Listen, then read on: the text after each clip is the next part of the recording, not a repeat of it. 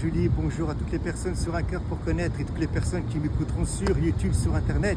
Eh bien, je me trouve à Tanger.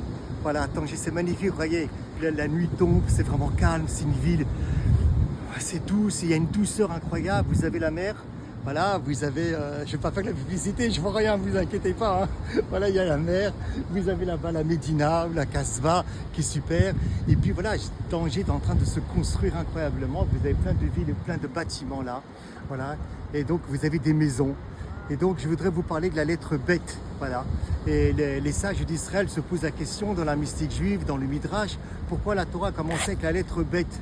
Voilà, normalement elle aurait dû commencer avec la première lettre, la lettre Aleph. Aleph et bête, pourquoi la lettre bête? Une des raisons qu'on donne, c'est que la lettre bête commence par le mot bracha, bénédiction. Quand Dieu crée ce monde, c'est une bénédiction. Et le mot bénédiction veut dire en hébreu, vous voyez, il faut toujours revenir à l'hébreu.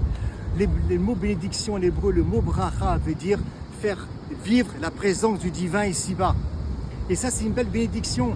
C'est pour ça que lorsque Dieu crée le monde, il dit que c'est bon. Et quand c'est l'homme, c'est très très bon. Et puis, la lettre bête commence aussi, avec cette première lettre, on fait le mot Bayit, la maison. Le monde est devenu la maison de Dieu. Nous sommes devenus le temple de Dieu, comme dira Paul, le rabbin mystique. Exactement, tourné vers le Christ. On est devenu la maison de Dieu, véritablement. Le roi David dirait, j'attends une seule chose, être dans la maison du divin, être dans la maison de Dieu. Et lorsque vous regardez la lettre bête, juste la regarder. Hein? Les orthodoxes, ils font les icônes, juste la regarder. Tac, tac, tac. C'est vers le passé. Alors d'accord, on doit s'occuper du passé, le passé, mais tac, tac, tac. D'accord? C'est le présent et l'avenir. Oui, bien sûr qu'il y a le passé. Et le passé peut nous encombrer à une seule condition, que nous mettons l'accent sur notre passé. Mais rien ne doit nous empêcher et rien ne doit nous séparer, comme dira Paul, de la charité, de l'amour du Christ. Même pas ton passé, même pas mon passé. Parce que le Christ, il transcende de tout cela. Pourquoi? Parce qu'il nous a déjà choisis avant la fondation du monde, comme dira Paul dans Éphésiens.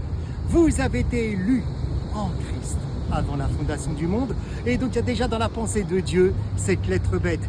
Tu es la lettre bête, tu es la maison de Dieu.